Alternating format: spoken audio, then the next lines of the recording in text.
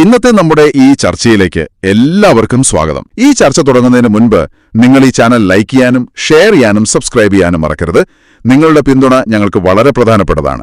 അപ്പോൾ ശരി, നമുക്ക് വിഷയത്തിലേക്ക് കടക്കാം. എന്റെ പ്രിയ കൂട്ടുകാരൻ, സുന്നത്ത് ജമാഅത്തിന്റെ കാര്യങ്ങളിൽ അൽഹംദുലില്ലാഹ് സജീവമായി അവിടുത്തെ സമയങ്ങൾ ദീനിന് വേണ്ടി ചെലവഴിക്കുന്ന ഒരു വ്യക്തിത്വമാണ്. അതുകൊണ്ട് എന്റെ പ്രിയപ്പെട്ട മുഅ്മിനീങ്ങളോട് മുഅ്മിനാത്തുകളോട് ഓർമ്മപ്പെടുത്തുന്നു, നമ്മളാൽ കഴിയുന്ന ഒരു ചെറിയ സഹായം അക്കൗണ്ടിലേക്ക് നിങ്ങൾ എത്തിച്ചു കൊടുക്കണം. നിങ്ങൾ നൽകുന്ന സ്വാലിഹായ സ്വതക്ക അള്ളാഹു നാളെ ദുനിയാവിലും ആഖിറത്തിലും വലിയ ഫലമുള്ള സ്വതക്കയായി അള്ളാഹു കബൂൽ ചെയ്യട്ടെ. ഞാൻ അന്ന് ദർസിൽ പഠിക്കുമ്പോൾ ബഹുമാനപ്പെട്ട AP ഉസ്താദ് ക്ലാരി എന്ന് പറഞ്ഞ സ്ഥലത്ത് വാളിന് വന്നു. ഞങ്ങളന്ന് ദർസിലെ കുറെ കുട്ടികളുണ്ടായിരുന്നു. ഞങ്ങൾ വാള് കഴിഞ്ഞ് എല്ലാവരും സ്റ്റേജിൽ കയറി ഉസ്താദിന്റെ കൈ പിടിച്ച് പേടിച്ചാണ് ഉസ്താദിന്റെ അടുത്തേക്ക് പോയത്. അപ്പൊ എന്നോട് പറഞ്ഞു, നിങ്ങൾ ഹാഫിളാണോ? ഞാൻ പറഞ്ഞു അതെ. അങ്ങനെയാണ് കാരന്തൂർ മർക്കസിലേക്ക് എനിക്ക് ഹാഫിൾ ഉസ്താദായിട്ട് ക്ഷണം കിട്ടിയത്. അൽഹംദുലില്ലാഹ് 2.25 വർഷം 3 വർഷത്തോളം മർക്കസിൽ പഠിപ്പിക്കാൻ സാധിച്ചു. ബഹുമാനപ്പെട്ട ബാബാ ഉസ്താദാണ് വേദിയിലേക്ക് വന്നത്. ഇന്നിവിടെ വന്നത് കൊണ്ട് ഒരുപാട് ആലിമ്യങ്ങളെ പരിചയപ്പെടാൻ സാധിച്ചു. അൽഹംദുലില്ലാഹ്. മർക്കസിലെ ആദ്യത്തെ വിദ്യാർത്ഥി, രജിസ്റ്ററിൽ പേരെഴുതിയ വിദ്യാർത്ഥി മർഹൂം TC മുഹമ്മദ് മുസ്ലിയാരുടെ മകൻ TC അബ്ദുള്ളയായിരുന്നു.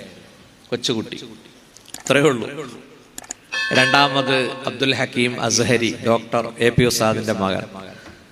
മൂന്നാമത്തെ ഹാഫിളാണ് കൗസർ സക്കാഫി, ഇപ്പം മർക്കസിലെ ഹാഫിൾ ഉസ്താദ്. കുറച്ചുകൂടി പറഞ്ഞാൽ എന്നെ ഒന്ന് പരിചയപ്പെടുത്തുകയാണ്, അത്രേ ഉള്ളൂ. എറണാകുളം സമ്മേളനത്തിൽ ഖിറാഅത്ത് നടത്തിയ ഉസ്താദാണ് ഞാൻ. അങ്ങനെ ഒരു സംഭവം കൂടി, അത് ഞാൻ എൻ്റെ കോട്ടയം പ്രസംഗത്തിൽ പറഞ്ഞില്ല. കാരണം ഞാൻ പുറത്താക്കപ്പെട്ടിരിക്കുകയാണ്. അത് മറ്റൊന്നുകൊണ്ടുമല്ല, അത് നിങ്ങൾക്കൊക്കെ അറിയാം.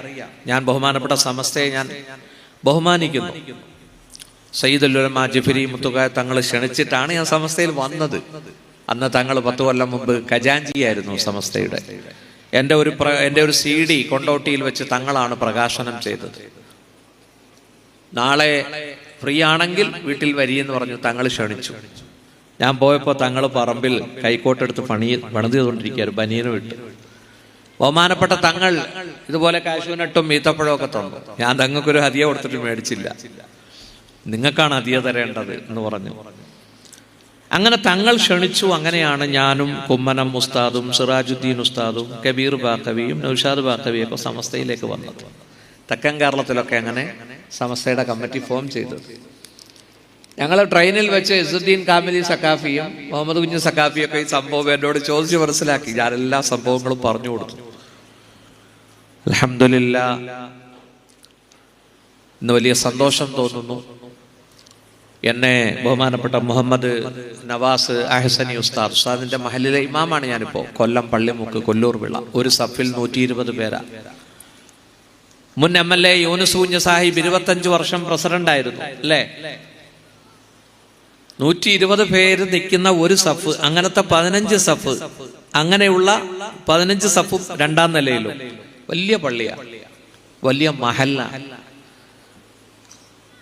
വളരെ കാലം ആഗ്രഹിച്ച ഒരു ഖിദ്മത്താണ്. അല്ലാഹു തആല അതിലേക്ക് എന്നെ പടച്ചവൻ കൊണ്ടുവന്നു. അൽഹംദുലില്ലാഹ്, ധൈര്യമായിട്ട് സുന്നത്തെ മാത്ത് പറയുകയും ചെയ്യാം. കൊല്ലൂർ വിളയിൽ ഞാൻ നിന്ന മിക്ക സുന്നി പള്ളിയിലും ചില കാര്യങ്ങൾ പറഞ്ഞു വരുമ്പോൾ കമ്മിറ്റിക്കാരിങ്ങനെ ഒന്നൊന്ന് പിടിച്ചു വലിക്കുമായിരുന്നു. പക്ഷെ കൊല്ലൂർ വിളയിൽ ധൈര്യമായിട്ട് അഹ്ലുസുന്ന പറയാം. അൽഹംദുലില്ലാഹ്. പ്രിയപ്പെട്ട സഹോദരങ്ങളെ, ഞാൻ നല്ല പാട്ടുകാരനായിരുന്നു, നല്ല പാട്ട് പാടും. പക്ഷേ ഹിഫ്ള് എടുത്തതോടുകൂടി എൻ്റെ ആ പാട്ടങ്ങ് പോയി. ഞാൻ ഖിറാഅത്തിന് വേണ്ടി സമയം ചെലവഴിക്കാൻ തുടങ്ങി. ഞാൻ മർക്കസിൽ ഹാഫിൾ ഉസ്താദ് ആണെങ്കിലും ഇടയ്ക്ക് ബാങ്ക് വിളിക്കും. മസ്ജിദുൽ ഹാമിലിൽ പോയിട്ട് മോദീന സോപ്പിട്ടിട്ട് ഞാനൊന്ന് ബാങ്ക് വിളിച്ചോട്ടെ. വിളിച്ചോന്ന് പറയും. ഞാൻ ബാങ്ക് വിളിക്കുമ്പോൾ ആർട്സ് കോളേജും ഹൈസ്കൂളും ഹിഫ്ദുൽ ഖുർആനും ബോർഡിങ്ങും ഒക്കെ നിശ്ചലമാവും. ഈ അടുത്തൊരു അനുഭവം ഉണ്ടായി. തൃശ്ശൂർ KSRTC വന്ന് ഞാൻ ബസ് കാത്തിരിക്കുമ്പോൾ ഒരു ചായ കുടിക്കാനായിട്ട് തൊട്ട് മുമ്പിലെ ഹോട്ടലിൽ പോയി. ഹോട്ടൽ സൻസാർ. വരി ഉസ്താദ് വരി.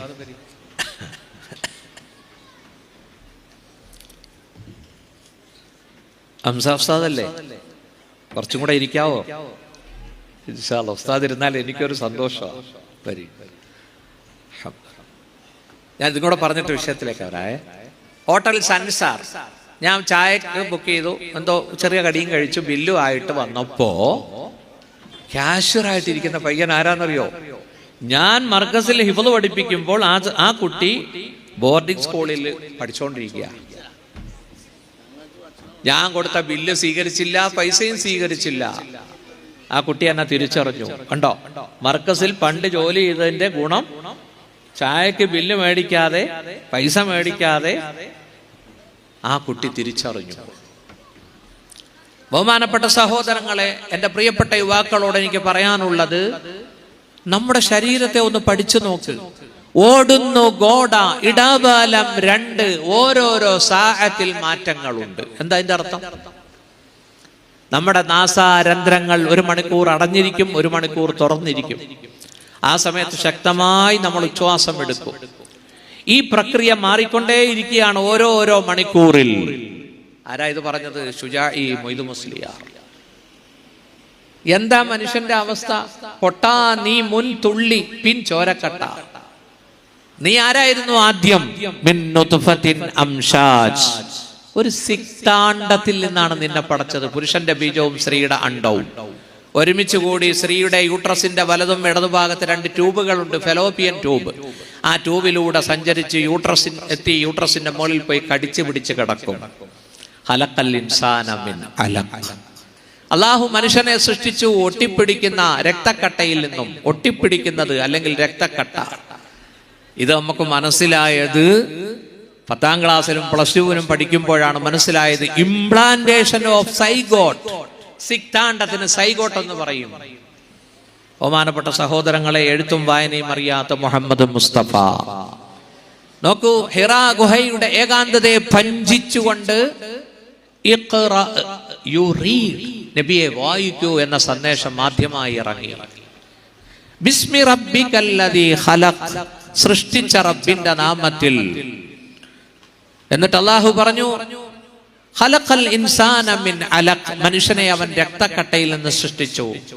കണ്ടോ, 20ാം നൂറ്റാണ്ടിലാണ് എന്താണ് ഈ രക്തക്കട്ട, എന്താണ് ഈ ഒട്ടിപ്പിടിക്കുന്നത് എന്ന് ലോകത്തിന് മനസ്സിലായത്. 19ാം നൂറ്റാണ്ടിലാണ് സുഹൃത്തുക്കളെ.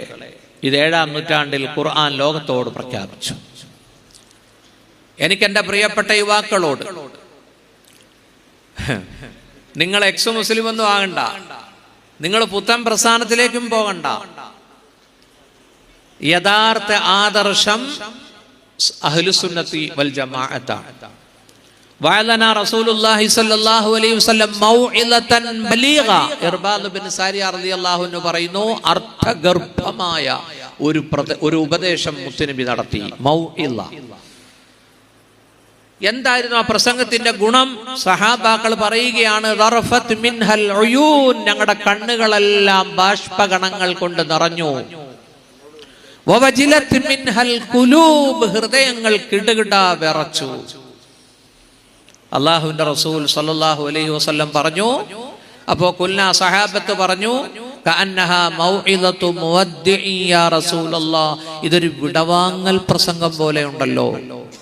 അല്ലാഹുവിന്റെ റസൂൽ പറഞ്ഞു, ഊസീക്കും, ഞാൻ നിങ്ങളെ വസിയത്ത് ചെയ്യുന്നു, ബി തഖ്വല്ലാഹ്, അല്ലാഹുവിന്റെ തഖ്വ, അല്ലാഹുവിനെ സൂക്ഷിച്ച് ജീവിക്കണമെന്ന്. വഇന്നഹു മൻ യഈഷ് മിൻകും ഫസയറ ഇഖ്തിലാഫൻ കസീറ, നിങ്ങളിൽ ആരെങ്കിലും ജീവിച്ചിരുന്നാൽ നിങ്ങൾ അഭിപ്രായ വ്യത്യാസങ്ങൾ ദർശിക്കും. ഉണ്ടോ? ധാരാളം അഭിപ്രായ വ്യത്യാസങ്ങൾ അല്ലേ? വഹദയുടെ മസ്തറാണ് തൗഹീദ്, ഇല്ലേ ഉസ്താദെ? വഹദയുടെ മസ്തറല്ലേ തൗഹീദ്? ഈ തൗഹീദ് പറഞ്ഞു വന്ന സംഘടന തഫ്രീഖിന്റെ ഒരു 6-7 തഫ്രീഖ് അങ്ങോട്ടായി, അല്ലേ? വാളെടുത്തവനൊക്കെ വെളിച്ചപ്പാട്, വാളെടുത്തവനൊക്കെ വെളിച്ചപ്പാട്. നോക്കൂ, നമ്മൾ അന്നും പറഞ്ഞു അൽ ഐനു ഹക്കുൻ, കണ്ണേർ ഹക്കാണ്. നമ്മൾ അന്നും പറഞ്ഞു സിഹ്ർ 7 പാപങ്ങളിൽപ്പെട്ടതാണ്. അങ്ങനെയെല്ലാം. പക്ഷേ അന്ന് അവരെന്ത് പറഞ്ഞു? കണ്ണേറോ കാലേറ് എന്ന് പറഞ്ഞു. കാലേറ്,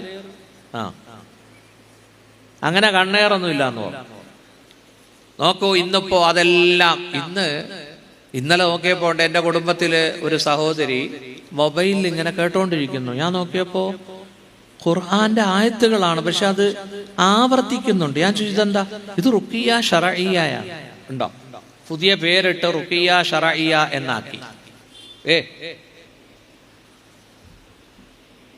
ഐനിന് അൽ ഐനു ഹഖുൻ, ഐനിന് എന്താ മന്ത്രിക്കേണ്ടതെന്ന് പ്രവാചകൻ പഠിപ്പിച്ചു. ആയത്തുകളും ഹദീസുകളും ഒക്കെ അവരതിന് പുതിയ പേരിട്ടു റുഖിയ ശറഇയ്യ. പ്രിയപ്പെട്ട സഹോദരന്മാരെ, യുവാക്കളോട് എനിക്ക് സ്നേഹത്തോടെ പറയാനുണ്ട്, മക്കളെ, ഇന്നത്തെ സാഹചര്യം വളരെ മോശമാണ്. നോക്കൂ, ഇന്ന് നമുക്ക് ഏറ്റവും പരീക്ഷണം സോഷ്യൽ മീഡിയ. എന്താണ് സോഷ്യൽ മീഡിയ? ബഹുമാനപ്പെട്ട സഹോദരങ്ങളെ, പണ്ട് ന്യൂസ് പേപ്പർ, ഒരു റേഡിയോ, ഒരു ടെലിവിഷൻ, ഇതൊക്കെയായിരുന്നു മീഡിയ, അല്ലേ? നമ്മൾ എന്ത് വായിച്ചാലും എന്ത് കേട്ടാലും വൺ വേ സപ്പോർട്ട് ചെയ്യുന്ന പത്രം എന്ത് പറയുന്നു അത് നമ്മൾ വായിക്കുന്നു. റേഡിയോ എന്ത് പറയുന്നു അത് കേൾക്കുന്നു. ടെലിവിഷൻ എന്ത് പറയുന്നു അത് കേൾക്കുന്നു. തിരിച്ചതിനോട് നമുക്ക് സംവദിക്കാൻ കഴിയുമായിരുന്നില്ല.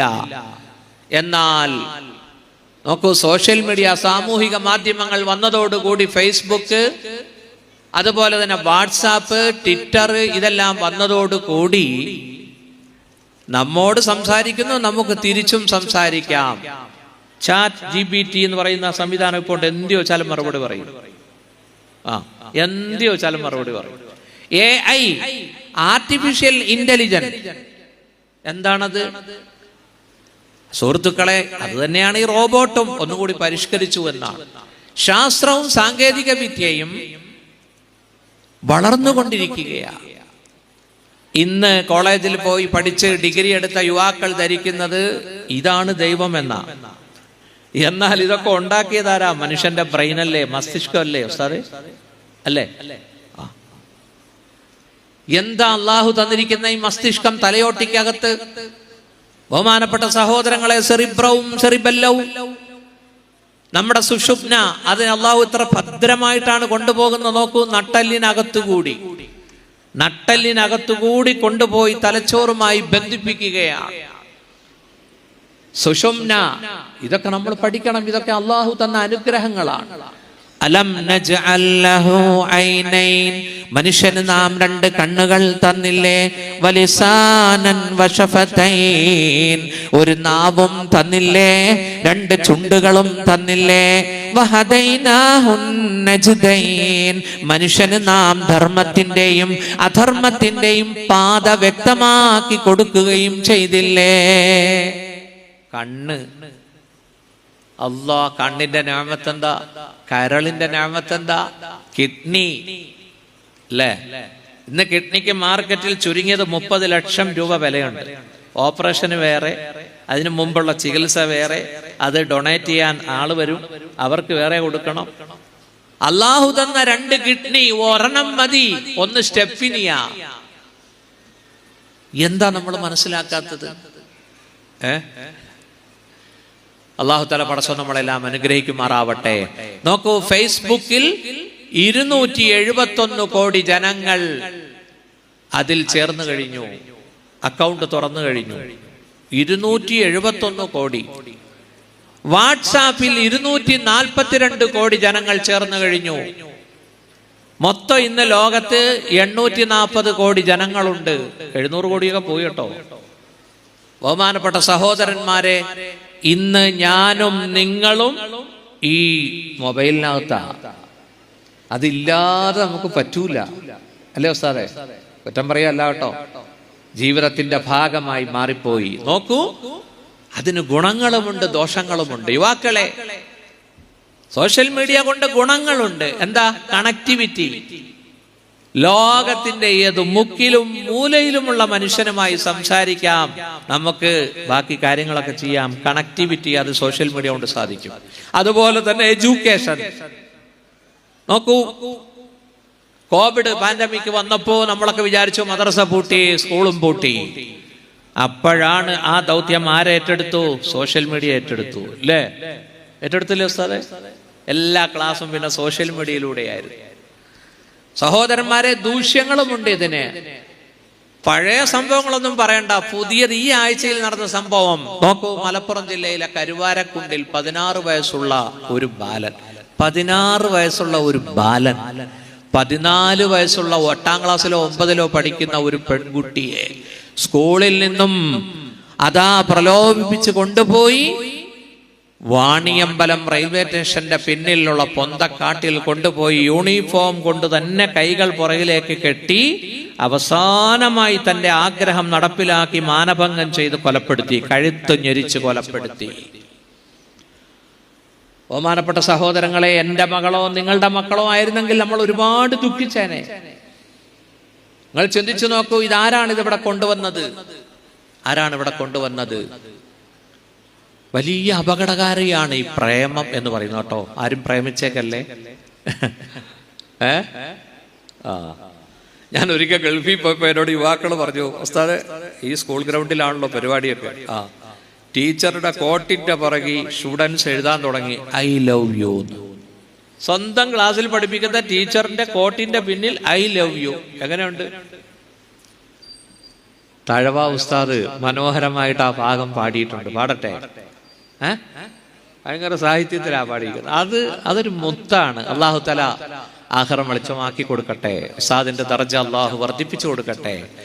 പെണ്ണിന്റെ പിന്നിൽ ഞൊണ്ടി നിന്നാൽ തെണ്ടി, ഒരുമിച്ച് കണ്ടാലുണ്ട് കുണ്ടാമണ്ടി, മിണ്ടിക്കഴിഞ്ഞാൽ ഒന്നു തന്നെ രണ്ടും, കാന്തം ഇരുമ്പും ബന്ധമാണേ പണ്ടും. ഉണ്ടോ? ഇത് രണ്ടും കാന്തവും ഇരുമ്പുവാ. ഭയങ്കര ആകർഷണീയതയാ ഇതിന്. അതുകൊണ്ടാണ് എന്ത് പറഞ്ഞത്? അള്ളാഹുവിന്റെ റസൂൽ പറഞ്ഞു, ഒന്ന് നോക്കാം. ഞാൻ ആ ഹദീസ് ഓതി പ്രസംഗിച്ചപ്പോൾ ഒരു യുവാവ് എന്നോട് ചോദിച്ചു, അത് നീട്ടി നോക്കിയാൽ കുഴപ്പമുണ്ടോ ഉസ്താദേ? ഒരു നോട്ടം ജായിസാണ്, അതൊന്ന് നീട്ടി തല മുതൽ കാല് വരെ നീട്ടി നോക്കാവോന്ന്. മനസ്സിലായില്ലേ? അലിയാർ തങ്ങളോടാണല്ലോ പറഞ്ഞത് അള്ളാഹുവിന്റെ റസൂൽ, അല്ലേ? ലാ തുത്ബിഇൻ നളറ അന്നളറ ഫഇന്ന ലക്കൽ ഊല വലൈസത് ലക്കൽ ആഖിറ. ഒരു നോട്ടം നിനക്ക് പാടുണ്ട്, രണ്ടാമത്തെ നോട്ടം പാടില്ല. നീ നോട്ടത്തെ നോട്ടം കൊണ്ട് തുടർത്തരുത്. ഉണ്ടോ? അതേ ഹബീബായ റസൂലുള്ളാഹി അവിടെന്ന് പറഞ്ഞു, അഴകുള്ള ഒരു സ്ത്രീ നടന്നു പോകുന്നത് നീ കാണുമ്പോൾ നീ അവിടെ നിന്റെ കണ്ണ് താഴ്ത്തിയാൽ നിനക്ക് ഞാൻ ഒരു ഈമാൻ, അതിനൊരു ഹലാവ, ഒരു ടേസ്റ്റും മാധുര്യവും ഉണ്ടാവും, പകരം നൽകുമെന്ന് മുഹമ്മദ് മുസ്തഫ. ആ ദർജയിലെത്തണം. അത് 55 ആയാലും എത്താൻ പാടാ, 60 ആയാലും എത്താൻ പാടാ, അല്ലേ? എത്താൻ അള്ളാഹു തൗഫീഖ് ചെയ്യട്ടെ. ആമീൻ പറഞ്ഞില്ല ആരും? പടച്ചവനെ, ആകെ ലൈഫ് എന്ന് പറയുന്ന 60, 65, 70 കൊല്ലമേ ഉള്ളൂ. മനസ്സിലായില്ലേ? പണ്ട് കാർദവന്മാരെ ഹജ്ജിന് പോവാ. എന്താ അറിയോ? പരമാവധി തെറ്റ് ചെയ്ത് തൗബ ചെയ്തിട്ട് പോവാം. ഇപ്പൊ ചെറുപ്പക്കാരാ പോകുന്നത്.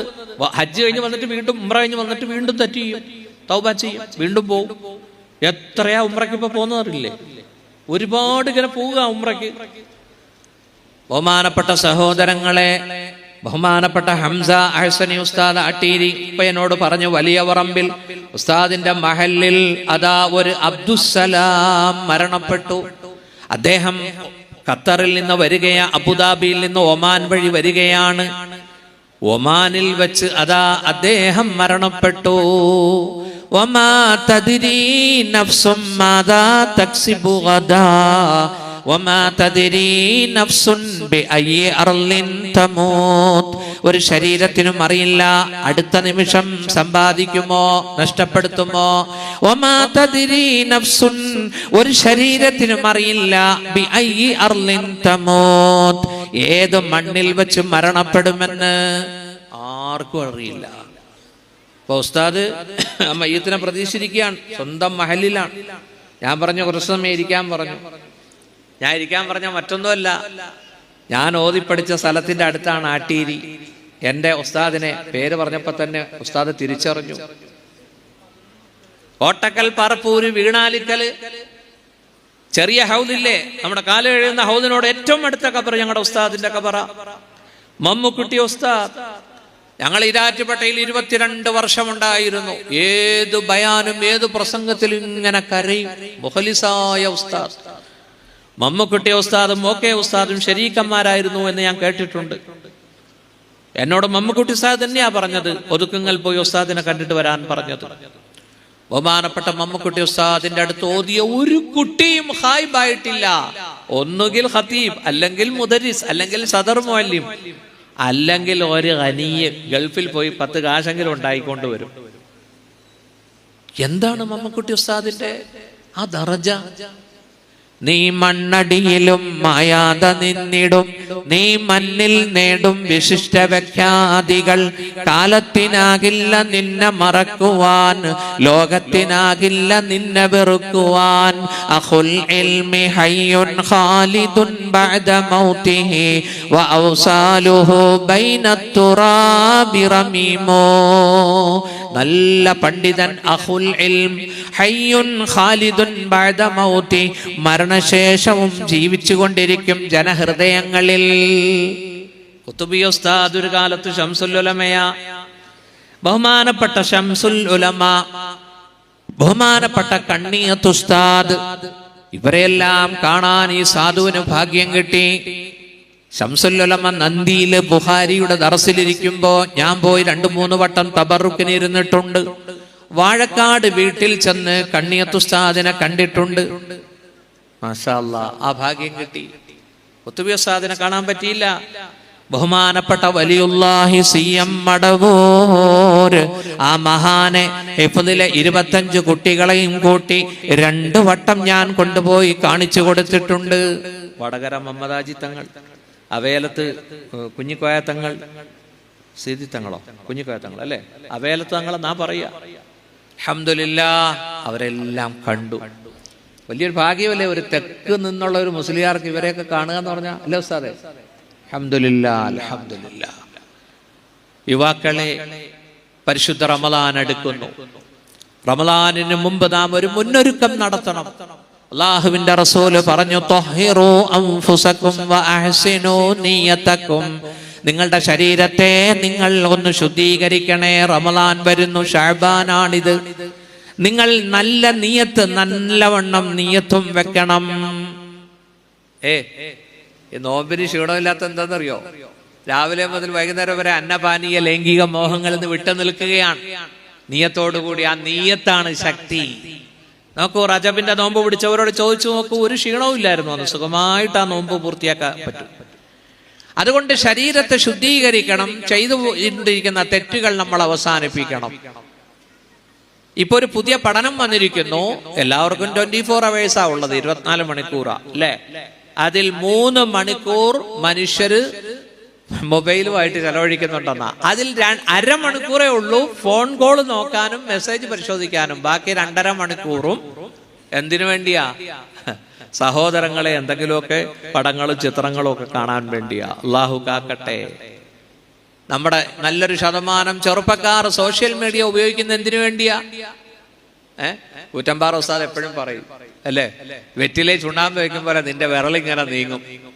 ആ അടിപൊളി ചിത്രം വരുമ്പോ അവിടെ നിൽക്കും അല്ലേ? അതുകൊണ്ട് തൗബ ചെയ്യുക. ഷഅബാൻ നോക്കൂ, ആയിഷ റളിയല്ലാഹു തആല അൻഹ പറയുന്നുണ്ട്, കാന യസൂമു, അള്ളാഹുവിന്റെ റസൂൽ ഷഅബാനിൽ ഒരുപാട് നോമ്പ് നോറ്റിരുന്നു. എത്രത്തോളം ഞങ്ങൾ വിചാരിച്ചു, ലാ യുഫ്തിറു, നോമ്പിനി മുറിക്കുകയില്ല. മുത്തുനബി യുഫ്തിറു, അള്ളാഹുവിന്റെ റസൂൽ നോമ്പ് മുറിക്കുമായിരുന്നു. ഞങ്ങൾ വിചാരിച്ചു ഇനി നോമ്പ് പിടിക്കുകയിലാണ്.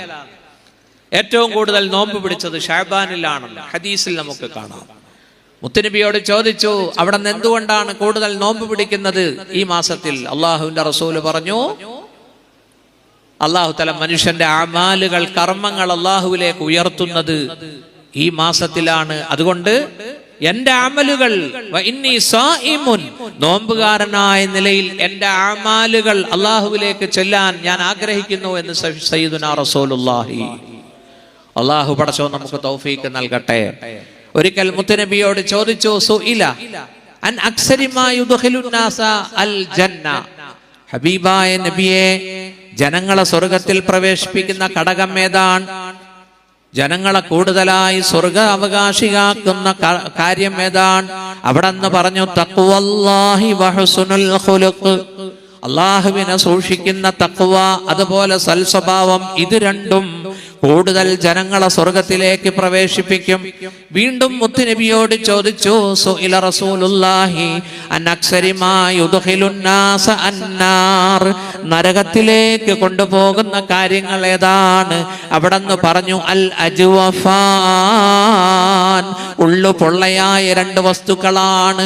അതിൽ ഒന്ന് അൽ ഫമു വൽ ഫർജു, മനുഷ്യന്റെ വായയും നാവും അതുപോലെ അവന്റെ ഗുഹ്യഭാഗവുമാണ്.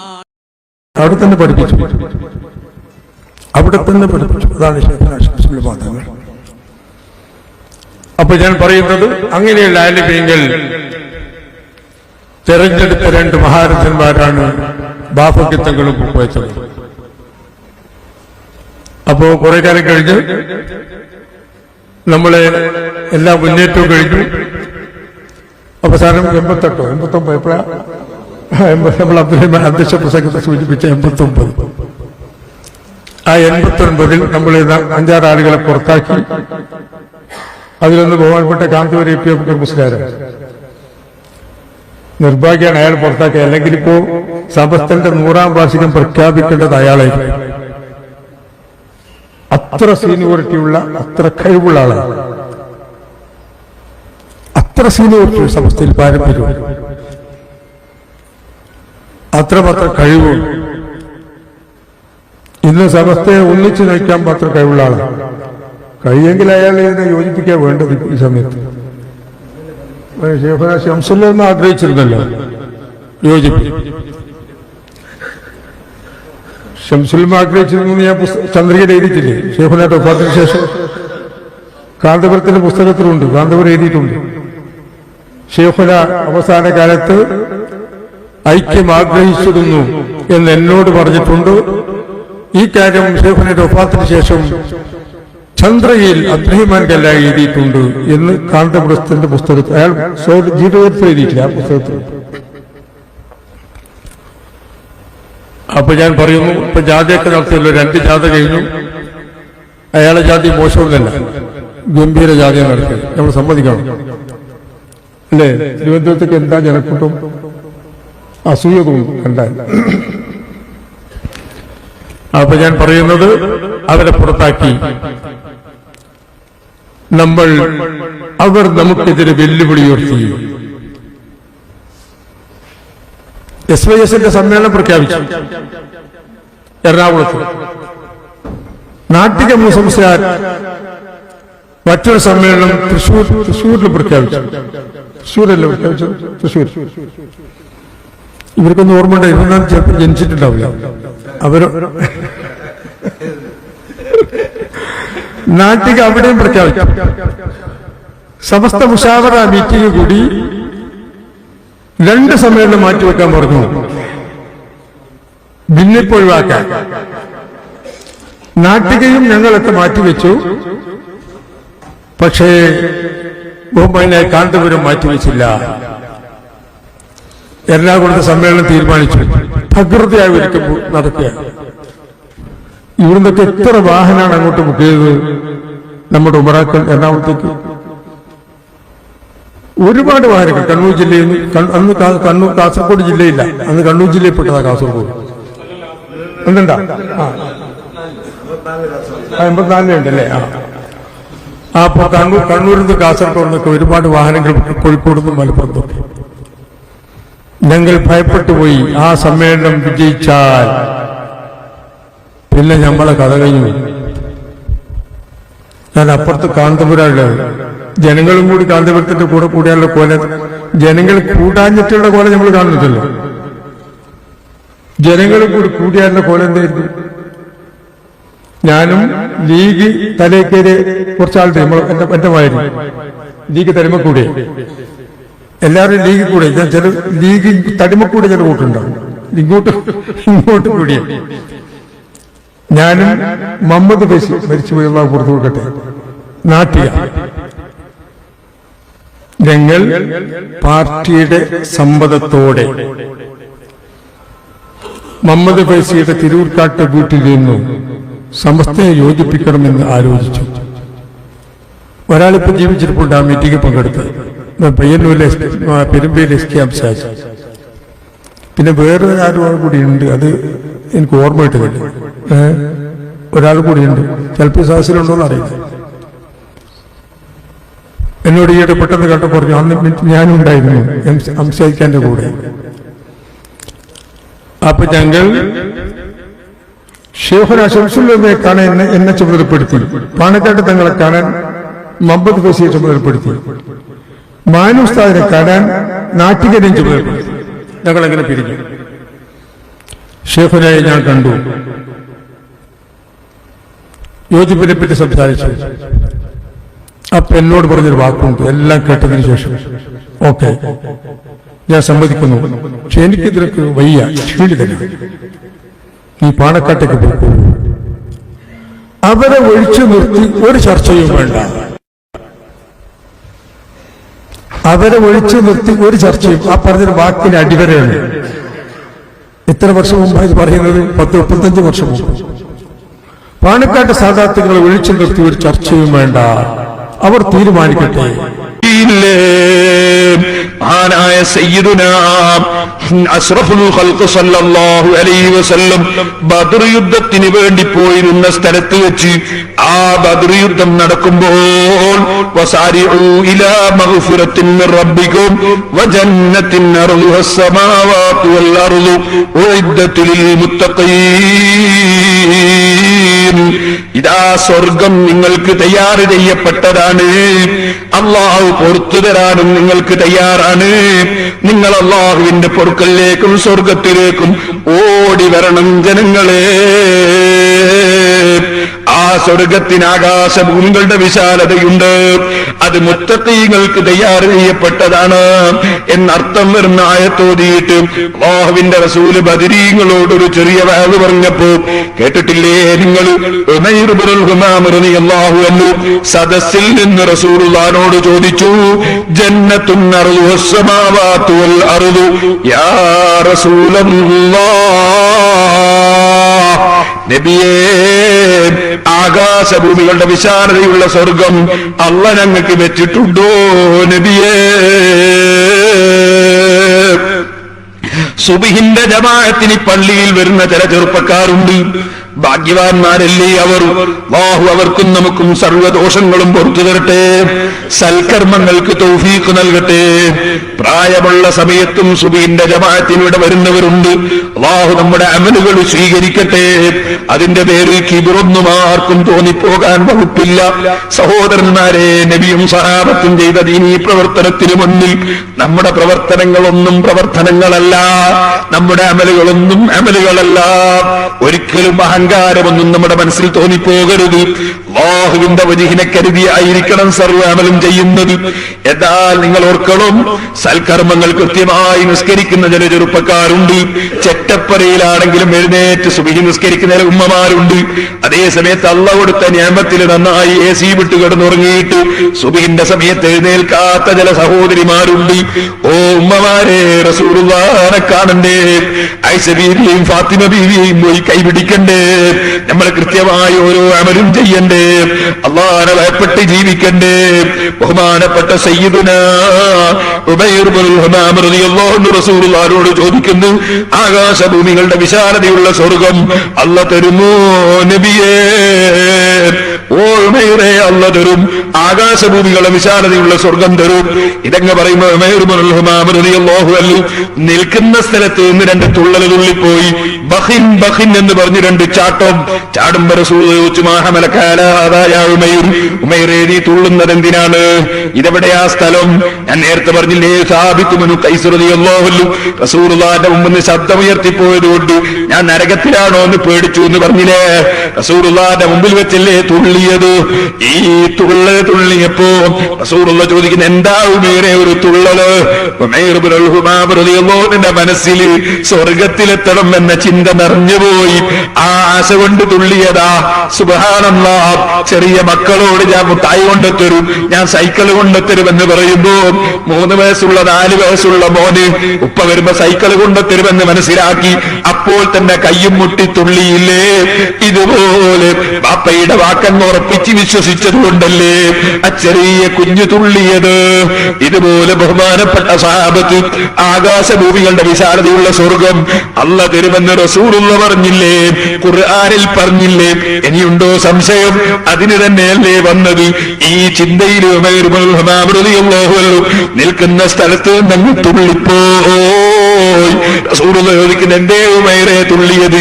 ലാ യാ റസൂലല്ലാഹ്, കിബ്റ് കൊണ്ട് തുള്ളിയതല്ല, ഞാൻ എന്റെ ജോറ് കാണിച്ചതല്ല നബിയേ. ഇല്ലാ റജാഅൻ നകൂന മിൻ അഹ്ലിഹാ, സ്വർഗം തരുമെന്ന് റസൂൽ അങ്ങോട്ടെന്ന് പറഞ്ഞപ്പോ ആകാശഭൂമികളുടെ വിശാലതയുള്ള തോട്ടവും സ്വർഗവും മാളികയും പഴയും ഒക്കെ തരുമെന്ന് അല്ലാഹു തആലയും തങ്ങളും വാഗ്ദത്തം ചെയ്തപ്പോ ഇല്ലാ റജാഅൻ നകൂന മിൻ അഹ്ലിഹാ, ഞാൻ യുദ്ധത്തിന് വന്നതെന്തിനാ? ഞാൻ തങ്ങളുടെ കൂടെ കൂടിയതെന്തിനാ?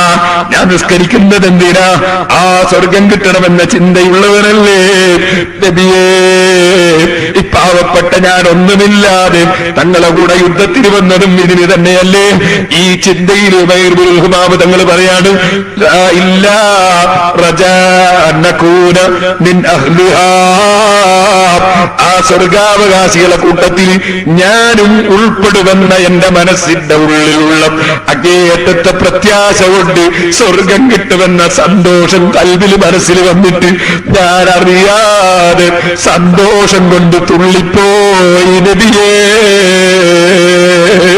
സ്വർഗത്തിൽ അങ്ങ് ഉറച്ച് വിശ്വസിച്ചു, ആ സ്വർഗം ആശിച്ചു തുള്ളിപ്പോയി.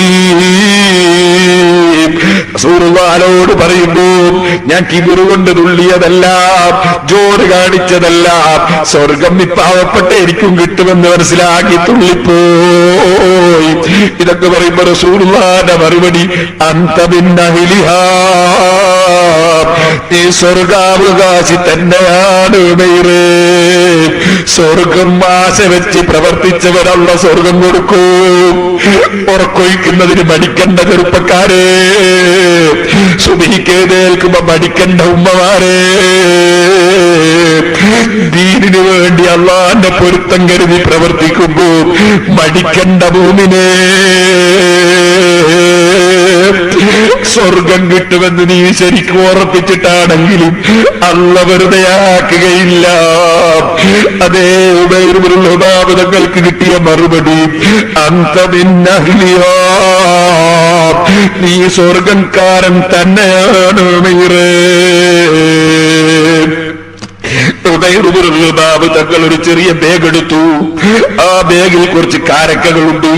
അതിൽ നിന്ന് ഓരോ കാരക്ക എടുത്ത് വായിലേക്ക് എറിയുന്നതിനിടയിൽ കാരക്കയും ബാഗും വലിച്ചേറി കൊടുത്തു. എന്നിട്ട് പറയുകയാണ്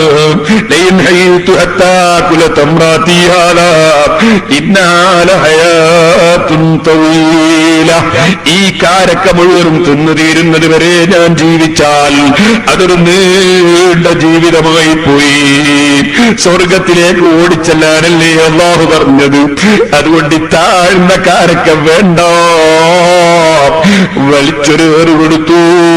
മുസ്ലിങ്ങളെ നാമാവശേഷമാക്കാൻ വേണ്ടി വന്ന കക്ഷികളോട് പടപൊരുതി. ആ പടപൊരുതിയ യുദ്ധത്തിൽ തന്നെ ബദറിൽ തന്നെ ഷഹീദായി മരിച്ചു, സ്വർഗത്തിലേക്ക് കടന്നു. ആ മഹാന്മാര് കിടക്കുന്ന വീട്ടിലാണ്, അവര് പോകുന്ന തോട്ടത്തിലാണ്, അവരെ സമീപത്തുള്ള പുഴയുടെ സമീപത്താണ്. സാധുക്കളായ നമുക്കും എത്തേണ്ടെന്ന ചിന്തയോട് കൃത്യമായി നിസ്കരിക്കുന്നവരും കള്ള് കുടിച്ചു പോയെങ്കിൽ തോപ ചെയ്തതിന് മേലിൽ ഞാനത് കുടിക്കില്ലെന്നുറപ്പിക്കണം. അന്യ സ്ത്രീയുടെ മുഖത്ത് നോക്കിപ്പോയെങ്കിൽ ഇനി നോക്കുകയില്ലെന്നുറപ്പിക്കണം. അന്യപുരുഷനുമായി വല്ല ബന്ധവും സ്ഥാപിച്ചെങ്കിൽ ഇനി അതില്ലെന്നുറപ്പിക്കണം. എന്നിട്ട് അല്ലാഹുവിലേക്ക് മടങ്ങി ഈമാനിന്റെ ലക്ഷണങ്ങൾ ജീവിതത്തിൽ കൊണ്ടുവന്ന് മരിച്ചിട്ട് സ്വർഗത്തിലെത്തണം. ഉമ്മമാരെ, ചെറുപ്പക്കാരെ, കാരണവന്മാരെ, കുറ്റ്യാടി അങ്ങാടിയിൽ വന്നുപോലെ ചെന്ന് കെട്ടിയിട്ടൊരു ചെറിയ പ്രവർത്തനം തുടങ്ങി. റബ്ബ് വലിയവനാണ്, റബ്ബിനെ കണ്ടു തുടങ്ങിയതാണ്. റബ്ബ് വെറുതെ ആക്കിയിട്ടില്ല. അല്ലാഹു ധാരാളം നമുക്ക് തന്നിട്ടുണ്ട്, ഇപ്പോഴും തന്നുകൊണ്ടിരിക്കുന്നുമുണ്ട്. നമുക്ക് അല്ലാഹു തആല ധാരാളം തന്നിട്ടുണ്ട്. അല്ലാഹുവിന്റെ തൗഫീഖ് കൊണ്ട് ധാരാളം സ്ഥാപനങ്ങൾ ഇവിടെയുണ്ട്, നാദാപുരത്തുണ്ട്. കോടിക്കണക്കിന് രൂപയുടെ സ്ഥാപനം നാദാപുരത്തുണ്ട്, ഇവിടെയുണ്ട്. പാറക്കടവിൽ ഏകദേശം 1 കോടി രൂപ വരുന്നൊരു ബിൽഡിങ്ങിന്റെ പണി നടക്കുന്നുണ്ട്. നാദാപുരത്ത് ഏകദേശം ഒരു 1-2 കോടി രൂപയുടെ ബിൽഡിങ്ങിന്റെ പണി നടക്കുന്നുണ്ട്. ഇവിടെയും റബ്ബിന്റെ തൗഫീഖ് കൊണ്ട് അതുപോലെ തന്നെ നടക്കുന്നുണ്ട്. പല സ്ഥലങ്ങളിലും അല്ലാഹു തആല തന്നിട്ടുണ്ട്, തരുന്നുണ്ട്. അല്ലാഹു ഇനിയും ഖൈറായത് നമ്മുടെ സ്ഥാപനത്തിൽ വർദ്ധിപ്പിച്ചു തരാൻ വേണ്ടി നിങ്ങൾ പ്രാർത്ഥിക്കണം. അല്ലാഹു ജല്ല ജലാലുഹു നമ്മുടെ അമലുകളൊക്കെയും സ്വീകരിക്കണം. നമ്മുടെ കൂടെ പ്രവർത്തിച്ചിരുന്ന, ഞാൻ നേരത്തെയും മുമ്പും പറഞ്ഞില്ലേ, കുഞ്ഞബ്ദുള്ള ഹാജി അടക്കം എത്രയോ ആളുകൾ മരിച്ചുപോയി. അവരുടെയൊക്കെ ഖബറിനെ അല്ലാഹു സന്തോഷത്തിലാക്കട്ടെ, അവരുടെ കുടുംബങ്ങൾക്ക് അല്ലാഹു ബർക്കത്ത് നൽകട്ടെ. ഒരു ദിവസം ഈ പാവപ്പെട്ട എനിക്കും പോകണം യാത്ര, നിങ്ങൾക്കും പോകണം യാത്ര. ഡേറ്റിനെ കുറിച്ച് യാതൊരു വിവരവും ഇല്ല. ഈ യാത്രയ്ക്ക് വേണ്ടി ഒരുങ്ങി ജീവിക്കാൻ നമ്മുടെ ജീവിതത്തിൽ സാധിക്കണം. അതിന്റെ തൗഫീഖിന് വേണ്ടി എല്ലാവരും പ്രാർത്ഥിക്കണമെന്ന് വസിയ്യത്ത് ചെയ്തു ഞാൻ എന്റെ വാക്കുകൾ അവസാനിപ്പിക്കുന്നു. ഇത്തരം വാർത്തകളും വിശേഷങ്ങളും അറിയാൻ ഞങ്ങളുടെ ചാനൽ ഉടൻ തന്നെ സബ്സ്ക്രൈബ് ചെയ്യുക, ലൈക്ക് ചെയ്യുക, ഷെയർ ചെയ്യുക. ജനങ്ങളിലേക്ക് എത്തിക്കണമെന്ന് നിങ്ങൾ ആഗ്രഹിക്കുന്ന വാർത്തകളും വിശേഷങ്ങളും പ്രമുഖരുടെ പ്രഭാഷണങ്ങളും ഞങ്ങളുടെ വാട്സപ്പ് നമ്പറിലേക്ക് അയച്ചു തരിക. നന്മ വളരട്ടെ, തിന്മക്കെതിരെ നമുക്ക് ഒരുമിച്ച് നിൽക്കാം.